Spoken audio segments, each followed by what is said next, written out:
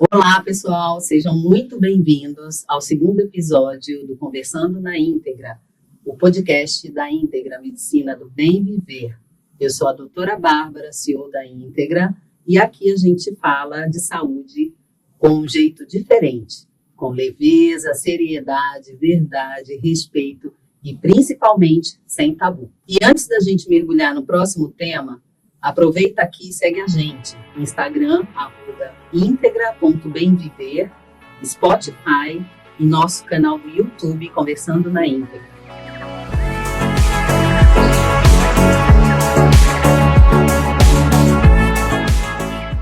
E hoje a gente vai falar sobre intestino. O intestino fala e muito sobre a sua saúde. Eu trouxe como convidados Dr. Sandro Loureiro e doutora Olga Faria. Intolerância versus alergia à proteína do leite. Muita gente acha que intolerância e alergia são a mesma coisa, mas não são, né? Doutor Sandro, explica pra gente essa diferença básica e até que ponto a reação pode ser leve ou mais grave. Olá, mais uma vez, obrigado aí pelo convite. É uma grande honra a gente estar aqui para conversar com a Íntegra a respeito de temas diversos sobre a gastroenterologia e a coloproctologia. Então, a respeito dessa queixa muito comum no consultório de a diferença entre intolerância e alergia ao leite, a gente tem realmente, elas são diferentes, né? Então, assim, alergia seria alergia à proteína do leite, e geralmente está presente nos pacientes que são crianças, bebês, né? É raro da gente pegar um bebê que seja intolerante à lactose. A intolerância à lactose é diferente. A intolerância à lactose é você não tem uma enzima e você não consegue digerir a lactose, que é o açúcar presente no leite. Então, a gente perde essa capacidade. A gente tem basicamente, né, intolerância, a gente tem 3 tipos de intolerância. Então, tem aquela intolerância congênita, que é muito raro, a pessoa nasce com isso. A intolerância primária, que é aquela que o paciente, a maioria tem. Então, você nasce com uma capacidade de produzir a enzima e, ao longo da sua vida, essa enzima vai diminuindo. Então, por isso que a gente vê assim, nossa, a vida inteira eu tomei leite e por que agora eu estou intolerante? Porque é assim, né, ao longo da nossa vida, a queda da produção dessa enzima. E tem a intolerância que é secundária. Então, a intolerância secundária é aquela que a pessoa tem algum processo infeccioso, então uma doença inflamatória, às vezes uma doença celíaca, e ela, por estar com a lesão na mucosa do intestino, ela deixa de produzir a enzima. Então, nós temos 3 tipos: congênita, primária e a secundária. Tá? E isso vai fazer a grande diferença, né? Entendi. E tem paciente que não pode tomar um copo de leite, mas come purê de batata com leite e fica bem. O limite varia de pessoa para pessoa? Acredita-se que, por exemplo, todos nós conseguimos tomar uma quantidade de até aproximadamente 200, 250 ml de leites e derivados ao longo do dia. Mas a gente tem alguns pacientes que assim, têm graus diferentes de intolerância. Então, a gente tem alguns testes, depois a gente vai falar mais a respeito disso, que a gente consegue graduar se o paciente é pouco, médio ou muito intolerante à lactose. Então, aquele pessoa que é pouco intolerante à lactose não pode sair, às vezes, comer 2 pedaços de pizza, não vai ter problema nenhum. Aquela pessoa que é muito intolerante à lactose, ela não vai conseguir fazer nada, nem, por exemplo, um alimento que é frito numa manteiga, né? E é muito interessante que, às vezes, na nossa conversa do dia a dia no consultório, que, às vezes, as pessoas falam assim, mas eu não tomo leite.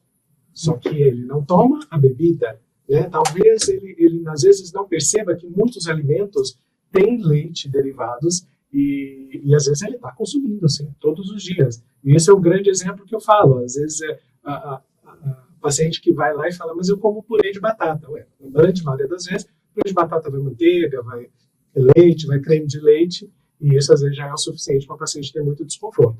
Para a gente também entender que existe essa diferença entre alergia e intolerância, para saber identificar, é só a gente perceber que a intolerância, geralmente, o paciente vai ter sintomas gastrointestinais. Então, eu comi o leite, tomei o leite, comi o derivado do leite, eu vou começar a ter o quê? Dor, desconforto abdominal, estufamento, às vezes diarreia. A alergia é diferente. A gente já começa a perceber que o paciente começa a ter uma dificuldade de respiração, às vezes lesões na pele, fica vermelho, fica com coceiras, prurido. Então, às vezes, só da gente perceber esses sinais, a gente consegue identificar que se trata de uma alergia, que pode ser muito grave, e de uma intolerância, que pode dar muito desconforto. Tá? Então, quem tem alergia à proteína do leite tem que evitar, precisa evitar. Se você é alérgico à proteína do leite, você não pode tomar nada, não pode comer. Com a intolerância, a gente lança a mão de algumas medicações. Por quê? A intolerância, eu não consigo produzir a enzima, certo? Então, e hoje nós temos as enzimas. Então, a enzima, você pode comprar, tomar antes de você se alimentar. Então, hoje eu consigo, porque assim, querendo ou não, o leite e derivados é uma fonte muito importante de cálcio, né? Então, a gente não pode simplesmente falar, não vou tomar, não vou comer. Então, para evitar isso, a gente tem essas enzimas que podem ser adicionadas, a gente toma antes de se alimentar com leite e derivados. Então, como que eu adquiro essas enzimas? Eu chego no balcão da farmácia e peço, olha, eu quero enzima, tenho intolerância, e quanto tempo antes eu tomo, se eu vou, por exemplo, um jantar que eu sei que vai receber derivados de leite? Como que funciona isso? A primeira coisa é a gente saber que realmente você é intolerante, né? Então, assim, o ideal é você procurar um médico para fazer o teste, para tentar identificar que se você é ou não intolerante à lactose. Hoje, essas enzimas são de fácil acesso, qualquer farmácia a gente consegue ter. O ideal é você tomar antes de você se alimentar. E isso é uma coisa que eu deixo sempre ressaltado para os pacientes, que é assim, tenham sempre essa medicação, essa enzima com você, na sua bolsa, na sua roupa, no seu carro, porque assim, se você vai no jantar, numa festa, não vai ter lá, na grande maioria das vezes, não vai ter assim, essa fila das pessoas que são intolerantes, essa fila das pessoas que podem comer. Então, assim, não coma e depois se lembre de tomar.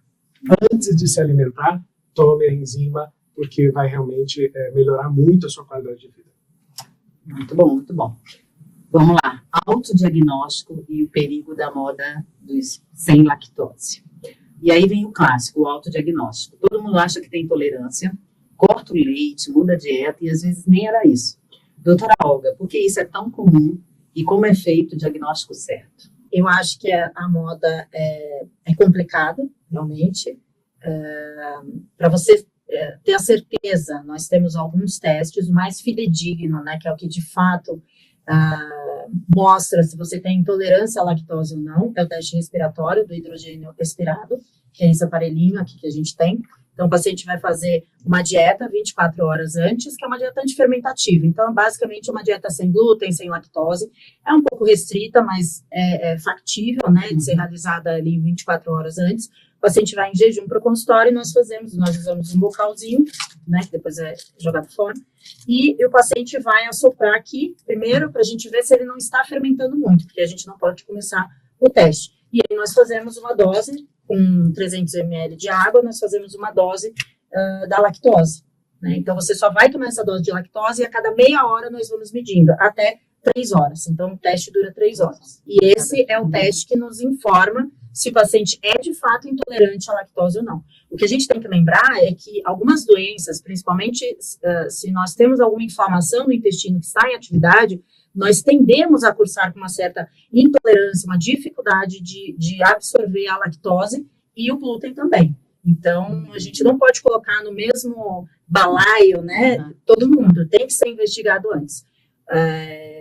Acho que o Sandro pode falar melhor sobre ao longo do tempo, né, como que a gente vai absorvendo melhor ou pior a lactose ao longo dos anos. Isso é o que eu acabei de falar, né, a respeito da intolerância que é secundária. Né? Então, a tolerância secundária é quando você tem um processo, uma inflamação no intestino, e aí, por conta dessa inflamação, você acaba não conseguindo produzir enzima. E os pacientes acabam desenvolvendo essa intolerância à lactose. E esse teste, ele mede, além de ser o mais fiel, fidedigno na questão da intolerância, ele mede também os graus de intolerância? Sim. Tem algumas medidas que nós fazemos, né, algumas coisas que não cabem aqui, mas a gente consegue visualizar se o paciente tem um grau importante, e alguns pacientes, durante o exame, até apresentam sintomas, têm diarreia, sentem mais desconforto, mas pelo valor do hidrogênio expirado, a gente consegue avaliar bem. Uma pergunta, esse exame é realizado no laboratório? Esse exame é realizado no consultório, com o paciente sentado. O paciente não pode se alimentar, não pode andar durante o exame, tem que evitar assistir coisas que lhe causem mais estresse por conta da respiração, para não mudar a respiração. Pode dar vontade de ir ao banheiro, pode ir ao banheiro durante o exame, mas ele fica ali 3 horas, sentadinho, fazendo a cada meia hora. Ou de lactose, né? Porque com esse aparelho nós conseguimos fazer outros. Tá. E o convênio cobre? Não, esse não é um exame que está coberto, né? Não está no rol da ANS, é um exame particular. Eu digo assim, que é um custo-benefício que, se tiver uma indicação precisa, ele vale a pena, né? Então, se você investiga o paciente, você visualiza que ele não tem outras inflamações, eu acho que vale a pena fazer o exame. Não acho que seja indicado para todos os pacientes, mas com o paciente com forte suspeita, eu acho que é importante a gente fazer. Até porque esse exame vai evitar que ele tenha desconforto, né? Então, é um custo-benefício bom, né? Apesar de não ter cobertura pelo plano de saúde, ele impacta na qualidade de vida, né? O resto da tua vida. Tá? E às vezes o paciente chega no consultório tomando já várias medicações que não estão sendo efetivas, isso gera um grau de ansiedade. Quando a gente faz o exame, a gente tem e até uma determinação, quando o exame vem negativo. Eu tive um paciente uma vez que ele foi fazer o exame, era de outro colega, e foi fazer no consultório, e veio negativo para lactose. Ele não acreditou, ele saiu de lá, a esposa estava junto, a esposa é minha paciente, e ele foi para a padaria comer uma pizza de mussarela, e não teve nada, né? Então, assim, realmente era negativo para a intolerância à lactose. Ele tinha outros problemas ali que causavam desconforto. E uma coisa que é interessante a gente falar, que às vezes, né, hoje está na moda, né? Você vai em alguns colegas, outros profissionais, suspende lactose, suspende glúten, porque acredita-se que isso vai desinflamar. Assim, a gente tem que suspender lactose de pessoa que é intolerante à lactose, né? E mesmo assim, por conta das enzimas que a gente tem hoje disponíveis no mercado, não há necessidade da gente suspender, há necessidade da gente suplementar essa enzima. E assim, esses pacientes precisam do leite e derivados mais uma vez. Saúde óssea, principalmente, né? Entre outros. Né? E, gente, e leite sem lactose, hein? Mais saudável ou marketing? Como que é isso? Se a gente for olhar lá no rótulo, a gente vai perceber que não é sem lactose. A gente deveria exigir que os rótulos estivessem escritos que enzimados, ou seja, que eles adicionaram a enzima no leite, tá? Porque os leites que a gente tem aí, né, excluindo-se, logicamente, os leites vegetais, essas coisas, mas o leite mesmo, que está escrito lá sem lactose, na maioria das vezes não, eles são enzimados. Tá, então, na real, é leite com enzima, com lactase. Exatamente. E é mais saudável, então não é mais saudável, né? Ele é apenas mais digerível, é isso? É mais digerível. Só tem enzima lá que você deveria estar produzindo, como você não consegue produzir, a indústria foi lá e colocou essa enzima para você. E quem não tem intolerância não precisa tomar leite com enzimas, né? Não. Quem tem intolerância precisa cortar tudo? Para sempre? Não. Ou dá para viver com pequenas quantidades? Então, depende do grau de intolerância que você tem. A princípio, não é interessante cortar pelas que a gente já falou algumas vezes, porque é uma fonte essencial aí de cálcio, então, teoricamente, não é para cortar. Então, assim, o que a gente fala assim, você pode tomar no café da manhã, no almoço, no jantar? Pode. O ideal é isso. O que a gente observa no dia a dia do consultório que, às vezes, depende... tem alguns pacientes que, às vezes, acabam perdendo a resposta. Então, no início ele responde muito bem, as enzimas funcionam muito bem, mas depois de um certo tempo ele precisa tomar duas. Às vezes, então, tem que tomar cuidado. Acho que isso aí vai da individualização, né, de caso a caso, a gente observar se está tendo resposta.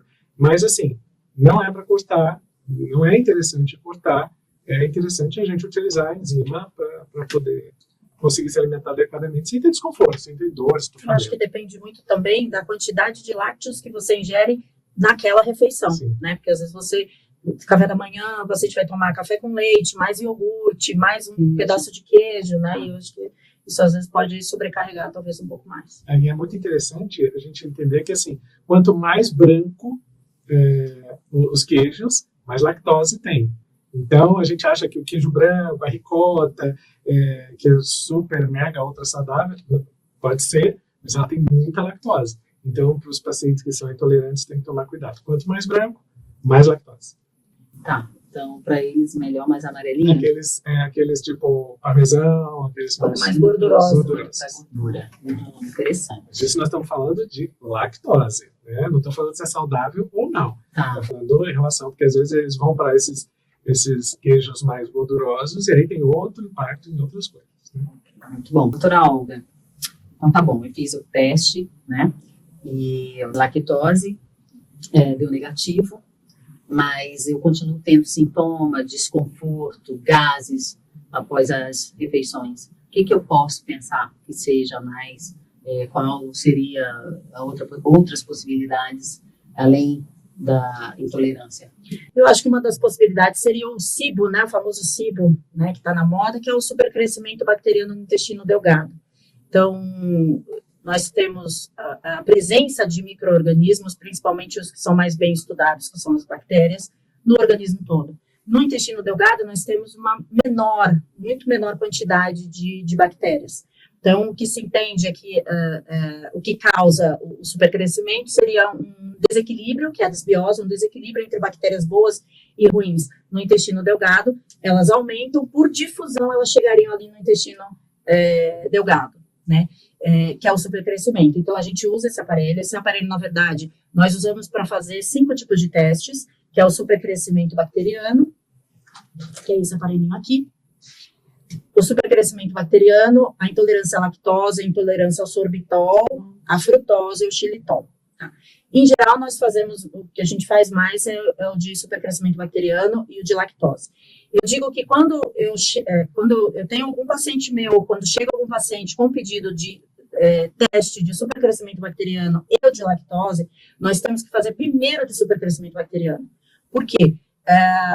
Toda vez que a gente ingere um açúcar, seja do doce, da fruta ou do carboidrato, são as bactérias que a gente tem ali no intestino que vão quebrar esse açúcar e formar gases. Um desses gases é o hidrogênio, que nós medimos com esse teste. Nós temos hoje também os que dosam metano, mas não vem aqui o caso. E se você, como a lactose também é um açúcar, às vezes você vai vir com um falso positivo para intolerância à lactose. Então, se vier positivo para supercrescimento, você tem que tratar o supercrescimento e 2 meses depois do tratamento você faz o teste de intolerância à lactose, para a gente não dar um diagnóstico errado. Né? Então, assim, tem pacientes que falam, doutora, então vamos tratar logo, porque eu estou com muitos sintomas. Só que, assim, o tratamento é feito com antibióticos, às vezes de 7 a 14 dias. Então, a gente precisa ter um diagnóstico mais completo. Eu sempre digo que o teste, o supercrescimento, ele é sempre a cereja do bolo. Eu sempre investigo outras patologias, né, o porquê que o paciente está tendo aquilo, e por fim, sim, ainda se mantém os gases, o desconforto, os sintomas são muito variados, você pode ter diarreia, você pode ter constipação, você pode ter enjoo, tem paciente que tem dor de cabeça, então é sempre o último exame que a gente faz. Pacientes que tiraram a vesícula, que já trataram H. pylori, que fizeram cirurgia do estômago, têm uma tendência maior a ter supercrescimento bacteriano no delgado. Então, eu acho que é um teste maravilhoso, que nos mostra ali, junto com tudo isso, o grau de desbiose, né, se tem muito ou pouca, e também nos mostra se esse trânsito, né, ele está lento, acelerado ou normal. Então, ele é um exame que, quando bem feito, ele nos traz muitas informações, sabe? E é um exame que é não invasivo, né? Você não tem que furar o paciente fica ali sentado. O de supercrescimento dura 2 horas, é um pouquinho diferente, e o substrato é o que muda. Então, a gente usa outro substrato, a gente não usa lactose, a gente usa geralmente a lactulose e alguns usam a glicose. Interessante, não sabia disso. Acho que muita gente também não, né? E para finalizar esse bloco, eu gostaria de falar sobre o intestino e o cólon na imunidade. Muita gente fala de intestino como como se ele fosse somente para digestão, né? Na verdade, ele está ligado à imunidade, à saúde mental, à pele, né? E eu gostaria de saber como que é o papel do intestino como barreira imunológica e regulador da microbiota. A gente entende que hoje 70% da nossa imunidade está relacionada ao intestino. Então, o intestino é o nosso órgão que entra em contato com o meio externo, tá?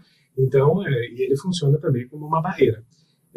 Então, a microbiota intestinal, que são essas bactérias que cada um tem a sua, né? Isso está relacionado à alimentação, ao parto, ao clima, né? Clima, a presença de animais quando você era pequeno. Então, assim, cada um tem a sua identidade. E esse desequilíbrio pode afetar a nossa imunidade. Então, o intestino, ele funciona como essa barreira. Né? Então, assim, alguns casos, por exemplo, a gente percebe que tem um intestino mais permeável. Então, ele permite mais a passagem dessas bactérias. E aí pode ter uma série de doenças. Até com relação ao humor, né? Você falou da saúde mental, a maioria da nossa serotonina é produzida pelo intestino. 95%. Né? Então, a gente, quer dizer, desde os primórdios, né, a gente fala do enfesado, né? Então, quer dizer que a pessoa está irritada. Então, já tinha alguma noção desse eixo entre o intestino e o cérebro, né? Então, tanto em questão da saúde mental, quanto de outras doenças e da nossa imunidade.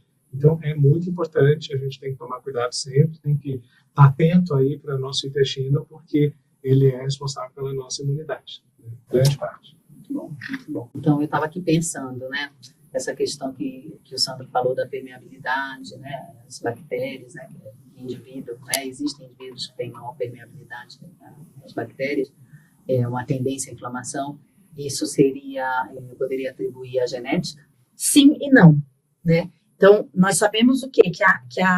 Nós temos uma genética. Então, às vezes você tem a genética para ter uma doença inflamatória, uma doença autoimune, obesidade, tendência a câncer. Nós temos até um teste de sequenciamento de microbioma, que o ideal é você realizar esse teste quando você está com o microbioma bom, quando você está bem, para poder identificar ali as bactérias que você tem e identificar o quê? Você tem tendência a diabetes, você tem tendência a dislipidemia, a câncer de colo retal. É um exame muito interessante, mas que, ao meu ver, ele tem a sua aplicabilidade melhor quando você está bem, né? Tem alguns testes que estão sendo feitos que eles isolam a microbiota quando você está bem, a sua microbiota, e ali eles verificam quais bactérias que você tem direitinho. Quando você fica doente, você tem uma diarreia, você tem um quadro agudo, eles vão e fazem novamente esse exame e veem o que está faltando da sua microbiota que era boa, e aí fariam um transplante autólogo ali daquelas bactérias. Mas isso é uma coisa muito para o futuro. Então, o que a gente tem hoje, o que pode mudar? Se eu melhorar a minha epigenética, que é o que eu posso controlar, que é a minha alimentação, atividade física, controle de estresse, que é esse equilíbrio muito difícil dessa balança, né? Eu tendo a ter uma microbiota melhor. E a gente tem aí que daria conteúdo para um outro podcast, a questão dos probióticos, né? Que são cepas de bactérias boas. É importante a gente ressaltar aqui, nós temos vários testes, né, no mercado. Nós temos testes que estudam as alergias, né? Para a gente que é desta área, não tem aplicabilidade um teste que tente visualizar pela pele o que você tem de alergia no intestino, pelo sangue o que você tem de alergia ao intestino. A gente não tem evidência científica. Então, o que nós temos evidência científica são desses testes, dos exames que são, às vezes, mais invasivos, sim, colonoscopia, endoscopia, enteroscopia, mas a gente não tem evidência científica de que um exame de sangue vá dizer o que você tem no intestino, que você realmente tem aquela alergia no intestino. Assim como os testes genéticos de microbioma, até porque a gente tem que entender, se eu estiver aqui em São Paulo, eu tenho uma microbiota, tá? Eu tenho uma quantidade de micro-organismos ali. Se eu for para o Nordeste, ficar um tempo no Nordeste, vai mudar a minha microbiota. Por esses Então, fatores que a gente talvez falou, é isso? não, pelo clima, pela alimentação, ausência muitas coisas de alteram, né? Pelo estresse ou pela diminuição de estresse, pelo contato com bactérias típicas da região, vírus típicos da região.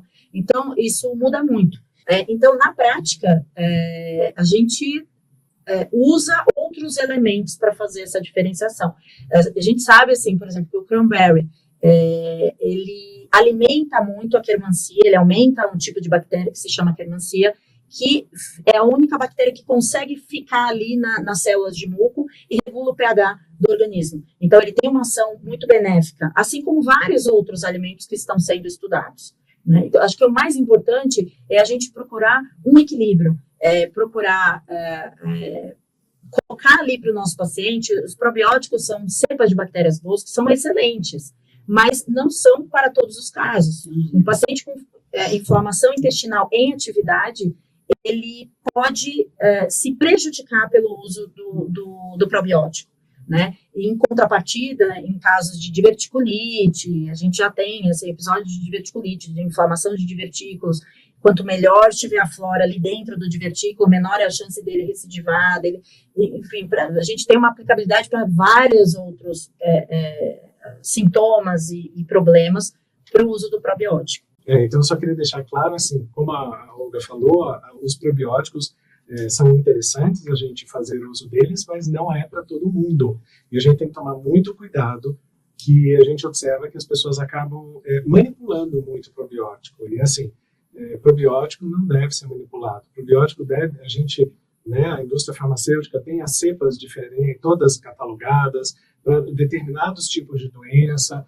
Então, assim, às vezes o uso incorreto de probióticos pode causar mais problema para a pessoa. Então, não é só ir na farmácia de manipulação, ou pegar da amiga, do vizinho, que estava tomando tal probiótico e começar a usar, porque ele pode causar muito mais problema. Pode piorar a inflamação, pode piorar o desconforto. Eu só queria terminar aqui dizendo que às vezes os pacientes chegam no consultório e falam: doutor, eu tomei Yakult, eu tomei o Activia, que são probióticos alimentares.